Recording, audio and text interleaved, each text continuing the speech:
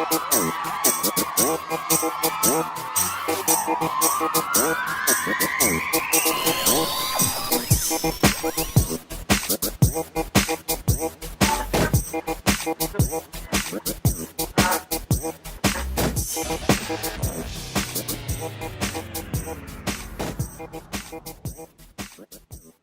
man, it is the Ace Micheals show, and that is what's going on. Friends of mine are on a diet. They're doing all these diets with these different names. They're trying to do the Atkins and the carb and the I'm eating only gin and vodka diet. Anyway, I thought it might be good to have somebody on the show who actually knew what you were supposed to eat and what you were not supposed to eat so that we could get it all together. So welcome to the show today, my friend Jodi Tiahrt, who has won, I think I read 8 times competitive champion.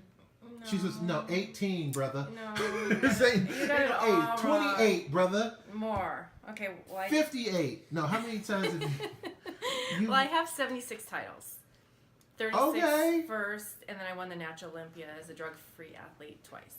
Okay, So I can say I'm a tested athlete, meaning I was drug tested for any type of steroids or any of that, and I won the Natural Olympia 2 times. So let's go. Now I'm retired. Let's go right into that. So you clearly had a passion for fitness early in life. Yes. Because you don't do that unless you love it. Correct. Why did you get into that? It's kind of funny. I actually started lifting weights when I was 12 with my brother and my dad.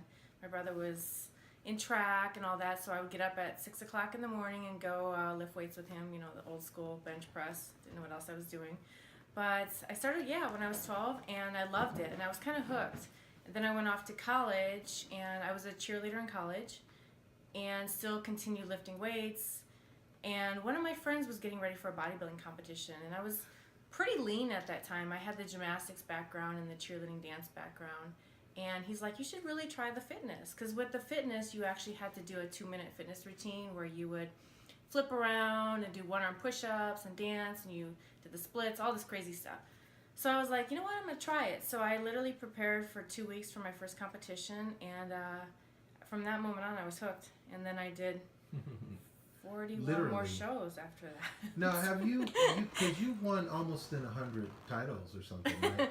Not quite, but... So now, just to keep it in perspective, does that make you like special, or is everybody winning titles like that? You know what I'm saying? Because I don't know that world. Like, no. Are you top 1%? I'm definitely probably the top percent. Meaning, also, I can say that all those shows I was drug tested. A lot of the competitions now, those athletes aren't drug tested, so it's a big difference. Like, I wanted to take that those titles with me. I was just against using any, illegal sports enhancements and that sort of thing. And I looked at my health, 20, 30 years down the road. I didn't want complications or heart failure, liver failure from what I did 30 years ago. So, wow. Yeah. And at that time, were you thinking about maybe becoming a celebrity at it, like Schwarzenegger or someone? No, I didn't. The crazy thing is I got into that routine where I was like, okay, the next show. And then I was like, I'm winning all these shows. This is stupid. What am I doing with this? And obviously I was certified as a trainer from years ago. And I started training people. And I liked it and everything. But I knew there was more. Only reason why I say that is because my degree was biology pre-med. I took the MCAS, wanted to go to medical school.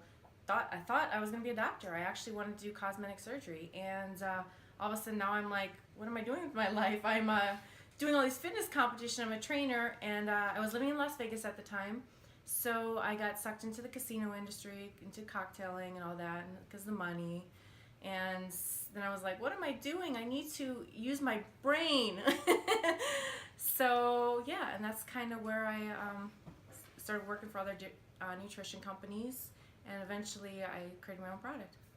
And so then let's talk about your product for a second, because I think it's amazing that you've created your own product. Some people can only talk about creating something, and they'll talk a lot about it. Yes, they will. But getting it done is a whole nother story altogether. So how did you get it done? Like, first off, I think it's important that people know. bang my head against the wall. Yeah, like I think it's important that people know research. you're not coming from an entrepreneurial background, No. right? This isn't like, oh, one of my many businesses. This is something No. you decided you were going to do, and then you just did it. And the funny thing is like I briefly told you, my degree was biology pre-med. I had chemistry, health science, and math minors. I was very, very smart. Took 0 business classes in college. So all of a sudden, I'm trying to run a business, and I have no business skills. Wow. But it's one of those things where I think you gradually pick it up and you learn. And when I was starting this whole process, I actually had worked for other nutrition companies in the past, and I was sitting there and thinking this whole time when I'm working for them, they have this amazing product, but they're actually putting all this crap in their protein bars, and it bothered me. So I started doing a lot of research and more research and more research. I wanted to make a protein bar that had the best, highest quality ingredients possible out there. So that's basically what I did, and it was a lot of testing. Let me tell you, a lot of testing. And you did all this with no culinary background either? Like, you No. didn't know how to act. So what'd you do the first time? You just put stuff in a batch in a bowl and be like, here, Jimmy, eat this. Oh, Sort snap. of. Jimmy turned into a frog. Okay. It was Reggie, you eat this one. Not exactly. It was my main thing was to get the right protein that I wanted. I wanted it to be hormone-free, lactose-free. I wanted to only be whey protein isolate. I didn't want a combination of milk protein or calcium caseinate in the bar. So it was hard to get that down. And let me tell you, I went through lots of money. Yes, lots of money. And then I created it, and then I sent it to a lab, and I was like, no, these nutritionals aren't where I wanted it. So then it was to reformulate and get it exactly to where the nutritionals were exactly where I wanted it to be. My main thing was I wanted a protein bar that was high protein, it was high fiber, it was low carb, it was no added sugar, it was gluten-free. I didn't want any sugar alcohols, I wanted no sucralose. So there was a lot of like no's that I wanted to make sure were in my bar. So it was a process, and and then once I got that first basic formula down, it was like, okay, I can make all these different flavors. Wow. Yeah. But now, speaking of no's, Yes. does Jodi get to date during this whole time? Because Jodi's a good-looking lady, and I'm sure these guys are asking you out, and you're like, I got to work on protein bars tonight. Sorry. Well, there's always a story behind that. So I'll just say when I first started this whole process of making the protein bars, I made the mistake of dating somebody that was the biggest mistake in my life, but also the biggest learning lesson in my life. That's how it works. And you can't have one without the other. So since then, which has been over 2.5 years ago, I've just put all my time, energy, focus into my company, and that's been the best thing I've ever done in my life, honestly. Because when your focus is split, let's say, then the other side always wins out. You end up not doing what you want as much. You end up not focusing on what Correct. you want as much because you've got to adhere to the whole thing, the Yes. drama, whatever the drama could Yeah. be at that situation. Do you think that you're like empowering to people just in what you've done? Absolutely. The reason I say that is because it's probably more for empowering women. And the reason I say that is I've actually gone through a lot of really, really horrible, bad relationships where I should not be alive right now. And somehow I made it through these situations. And my close friends, they know the stories. And I was actually, when I lived in LA, I was in LA for a short period of time. I was an advocate for safe passage or safeness Yes. or abused women. We're very familiar. So yeah, I do have a story about that, and I don't talk much about it, but my friends that are close to me know what I've gone through with these men, and I think as a woman, I feel more empowered to myself, and hopefully I can have other women that are going through similar situations, either get out of the situation or pursue a degree or passion, something that they can, move forward into. Now, one of the things about being a person who tries to follow a vision, you have your own idea, you have something you want to get done. To me, one of the hardest things about it is finding someone to help. Not necessarily to partner with, but just when you say, okay, these recipes got to be cooked tomorrow. Right. And you really can't leave it to Stella to get it done because it's not going to get done the way you, as the visionary, wanted to get done. Right. It sounds like you're familiar with that, or you agree a little bit anyway. Yes, I do. And right now, I'm pretty much. I did recently take on an investor, a partner. Mm-hmm. It's more of a silent partner, which has been a blessing in my life to help me financially to grow the company from just me to obviously mass distribution. But at the same time, I get nervous because, it's my baby. And if you wanted to say, hey, Jodi, I want to come help you make some protein bars today. I know you're buried. I get a little nervous. I'm not going to lie. Sure. Because I feel like my name and my, is going on every single bar that, goes out. Do you have any crazy bad protein bar story? It's like, has there ever been the a funniest thing, not necessarily bad, but there's been times where, I'm up late making protein bars or whatever, and do some kind of mess up something, but it actually ends up turning out to either be a new flavor right. or a new idea. So it's been kind of a blessing, but yeah. And you try all your protein bars, right? So when you make a new one, you make a new one, you're the first one to try it. Yeah, absolutely. So you've had how many tons of protein bars in your life? You had so much protein. Yes. That's why when people ask me if I have a protein, I'm like, no, I don't want to look at protein bars. Hey. When they say, when I'm on vacation, no, I don't want protein bars. I want real food. Right. That's funny. And so recently, Jodi, you just started a show. I saw a little teaser clip. I watched an episode of your show. Tell us a little bit about your show. Like, what made you inspired to do a talk show? I don't know. Because I don't know either. I don't even know okay, what is it? Why did... I know. What the hell, man? Well, I was really bored one day. I'm like, I'm going to have a talk show. Right. It's kind of funny. I started doing these, Facebook Live. Hey, here I am with my dogs. And this girl that has her own show, Micheals Davis, she used to watch my videos. And She's been on my show. Yes. And she was like, you need to have your own show. So she used to bring me on her show a lot, and I've been on her show a lot, Geeks Are Sexy. And she kept kind of putting that bug in my ear. You should have your own show. And I was like, what am I going to talk about? And then I'm like, duh, well, I've been in fitness and health for 20-some years. Right. I guess I'll talk about that because that's all I know. That's right. So, yeah, I started 2 months ago. So I have a monthly show. I want to actually add more shows.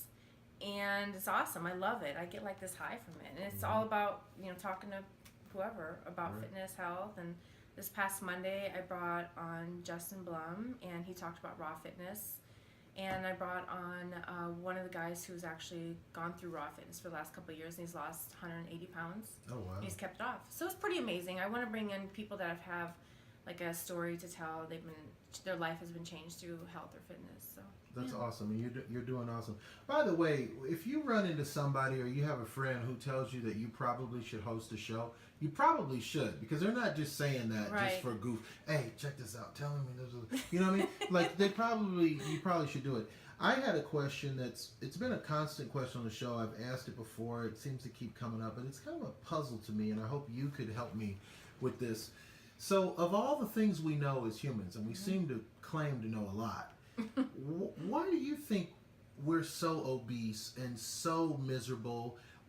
Why do you think we don't know much about our bodies? Like, they're our bodies. It seems like that should be the number one thing we know. It starts when we're children. Because if you think about it, now I was raised in a tiny little town in South Dakota, so we didn't have fast food.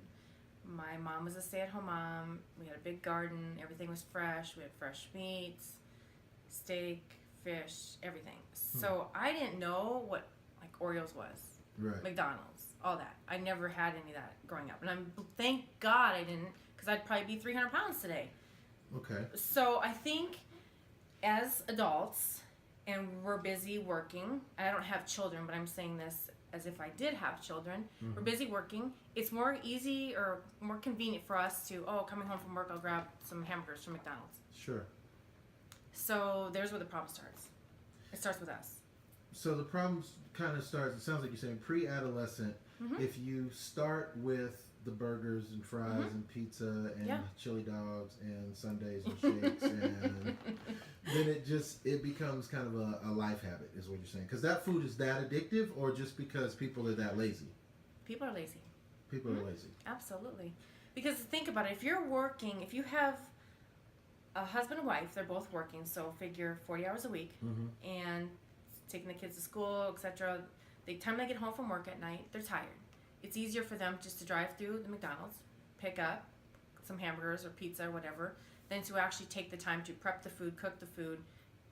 You know, unfortunately, that's how our society has turned. Which would be better, but it just takes more time, and so you're saying people aren't doing that. People don't. And I say this because I've worked with a lot of girls, you know, as a cocktail waitress, that are single moms or even have a partner, but they tell me all the time they feed their kids fast food all day long. Sure. It's like they don't take the time to cook because they don't have time.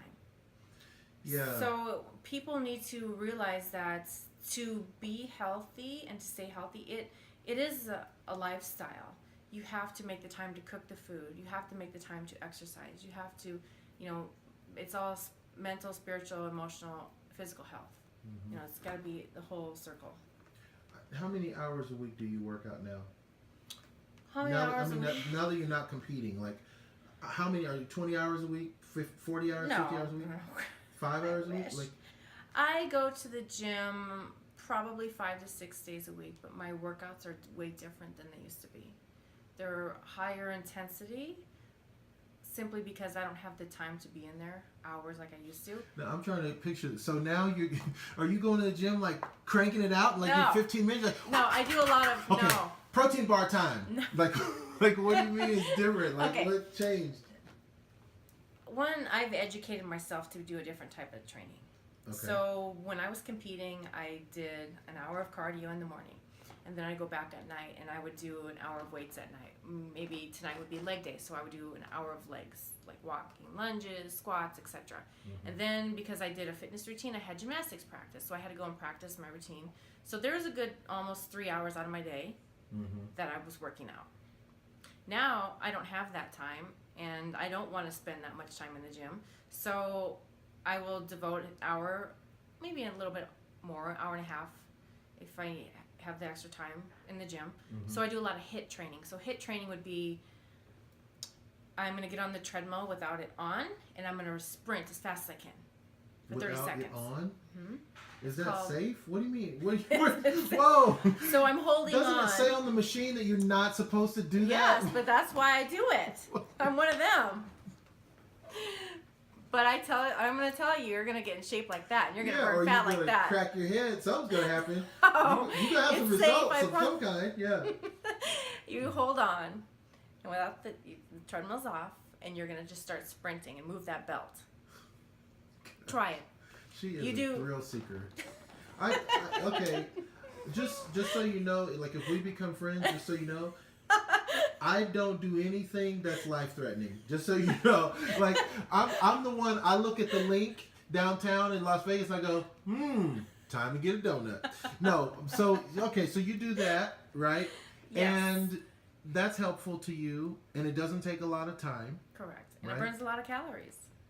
It would seem like you would have like some kind of memory that your body, since you've done so much competing, it would seem like there's certain things your body would still want you to do. Like sometimes boxers, they can't just stop boxing. Their body is so used to that impact and the cardio workout. Do you have things like that? Absolutely. But I still do, leg day and that sort of thing. But I'm doing a lot of supersetting. A lot of, let's say I'm going to do some chest, right into a back exercise, right into an arm exercise. And I'll rest for 30 seconds and repeat that 3 or 4 times over. And move on to so my workouts are a lot quicker. I'm not looking to build muscle in the gym. I have muscle, just burn some fat, keep my cardiovascular health up there. Yeah. Now you mentioned Micheals Davis, who is one of the most amazing women that I've ever met. And she's also in super shape, and I think she used to compete too. Are a lot of your friends, are they competitors or post-competitors, or a lot of gym people? Absolutely. Yeah, absolutely. So could you have obese friends? Absolutely. I have the widest array of friends, all nationalities, everything. Yeah, I don't. In fact, most of my friends aren't even in the fitness industry anymore, just because. How do I say it? The real serious ones that still are trying to be Mr. Olympia or whatever and make millions, and they haven't figured out that it's not going to happen. And they're not going to get a $1 million paycheck at the end of the year. I don't need them to be walking around carrying their chicken breasts and their brown rice and their green beans. I respect that 100%. That used to be me. But if we're going to dinner and it's your birthday party and my friend has her chicken breasts and brown rice with them, it's like, okay, I respect that, but you need to have balance in your life. Sure. And I used to be one of those. I never had that balance. All I thought about was working out. And thank God I got past all that and got past that point where it's time to get into career mode. It's time to use the brain. It's time to do something with my life besides doing a bench press or a leg press. Yeah. Good for you. And so do you have you written a book, or you have an aspiration now to maybe write a book of you've done some pretty amazing things. It's funny, I've been asked by many people to write a book. They wanted to do a movie on my life, because I've been through a lot of, like I said, BS, drama. Ups and downs, yeah. Yes. So, and it's the struggles, actually, where I've learned everything in my life. It's not from the success, it's from the struggles. Sure. When I didn't know what the heck I was doing, when I was in these bad relationships and I didn't know how to get out. Yeah, that's where you learn. You're such a powerful woman now. It's hard for me to imagine you in a bad relationship. Like, it's easier for me to see you as an asexual, iconic person than for me to see you with any person, male or female. You're walking into a place and they're mistreating you. I can't see that for you. It's funny because I look back at the last 2 years and I thought a lot about why was I always attracted to these men that were assholes. And I realized what it was. I thought I could help them and fix them. Whether it was with their job, their career, their financial situation, their issues, whatever, their anger issues, their mommy issues, whatever they had going on. I thought I could be that savior. That's a common abused woman thing. Is they always say that. Oh, they're going to help him. Yeah, you want to be the savior. No, I'm going to save myself this time. You can't, Stay away from that. You can't change anybody that doesn't want to change. They got to want to change. If they want to change, maybe you can be there to witness that change. That's about it. But you surely cannot change them. It ain't going to happen. It ain't going to happen. And the funny thing is that even though a lot of this happened years ago, and those people continued on that same path, whether it was abusing the next woman or staying down that same path of drugs or alcohol or whatever it was, They never and so changed. none of the stuff you did really changed them at all. No, When you think about and it. I look at the girls that they were with after me, and I thought some of them reached out to me. Right. And they weren't strong enough to pull through and walk away from the situation. And that's sad. And it's sad, you know. I see it all the time. Yeah, that definitely is sad. Well, on another note, you're doing great. And if people want to contact you on the www, how do they reach out and find you now? Go to my Facebook, which is Jodi Tiahrt, or Instagram is Jodi Tiahrt Fitness, or you can just send me an email at joditiahrt@gmail.com. And that is what's up. Jodi, thank you so much for Thank being on the you. show today. Hey, thank you guys for watching, listening, and sharing. And like I said, if you ever want to be on the show, we gave you the number.